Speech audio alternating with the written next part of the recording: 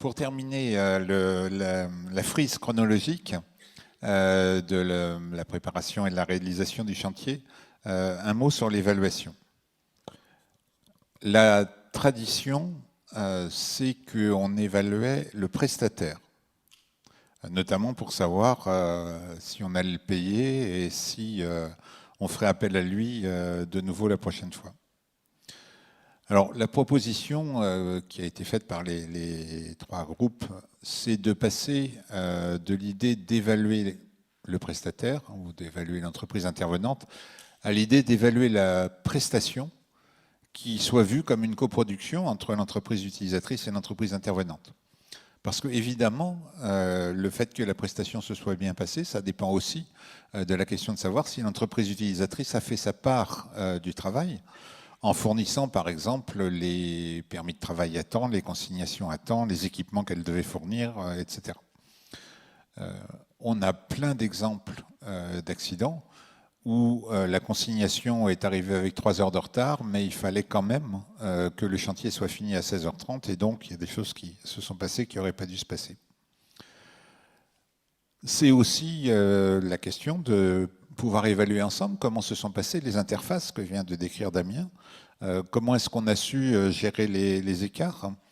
comment est-ce qu'on a su gérer ensemble les variations de planning. Alors, cette question de l'évaluation conjointe de la prestation, dans les mots et dans les textes, on a le sentiment que ça avance dans un certain nombre d'entreprises. Donc, il y a de plus en plus d'entreprises utilisatrices qui mettent une case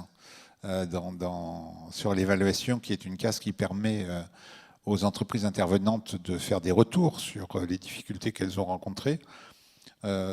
C'est une autre chose que ça se fasse de façon fluide, parce que dans certains cas de relations contractuelles, il y a toujours l'inquiétude de la part de l'entreprise intervenante de savoir comment seront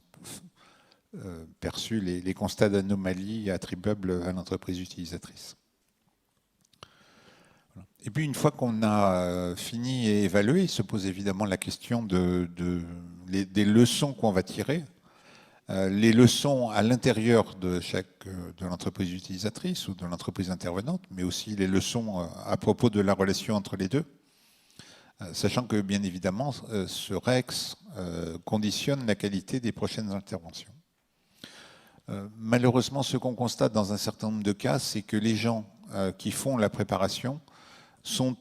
assez déconnectés des gens qui font l'évaluation et que la boucle de retour se passe pas forcément. Par exemple, sur les chantiers de construction, les gens qui ont fini le chantier et qui évaluent un certain nombre de phases ne sont pas toujours en contact direct avec les gens qui sont en train de préparer un autre chantier, même s'il est similaire.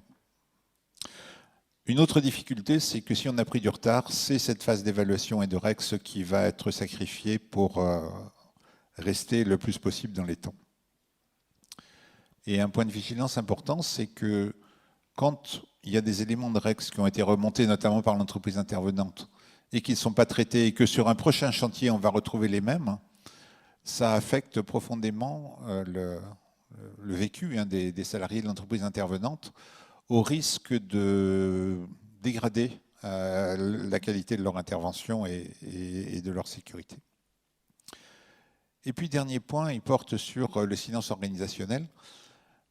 Il y a de très nombreux contacts entre les grands donneurs d'ordre et les grandes entreprises intervenantes à tous les niveaux. Au niveau évidemment opérationnel de ceux qui réalisent les travaux, au niveau de la direction du site et de l'agence régionale de l'entreprise intervenante, et puis au niveau national. Le problème, c'est qu'il n'est pas exclu que de chaque côté, il y ait du silence organisationnel. Il n'est pas exclu qu'il y ait un certain nombre de choses qui ne remontent pas du côté du donneur d'ordre, et il n'est pas exclu qu'il y ait un certain nombre de choses qui ne remontent pas du côté de l'entreprise intervenante. D'où le risque qu'il y ait des discussions fréquentes, sérieuses, authentiques, entre des personnes qui sont l'une et l'autre déconnectées de la réalité de ce qui se passe sur le terrain. Le pire probablement étant les relations qui peuvent se passer avec des associations professionnelles, des syndicats professionnels d'entreprises intervenantes, dont les représentants qui vont discuter avec les donneurs d'ordre sont des permanents, qui ne sont pas du métier qu'ils représentent, et qui ne sont alimentés que par, évidemment, ce que font monter leurs membres, ce que font monter les entreprises qui en sont membres, mais les entreprises qui en sont membres ne vont pas se vanter des difficultés de terrain qu'elles rencontrent au sein d'une association professionnelle où elles sont avec leurs concurrents. Ce qui fait qu'on peut penser que ce qui remonte à ce niveau-là, c'est principalement du très très massif qui est remonté par l'ensemble des entreprises de l'association professionnelle. Voilà, donc le silence organisationnel, c'est aussi un enjeu du côté des entreprises intervenantes.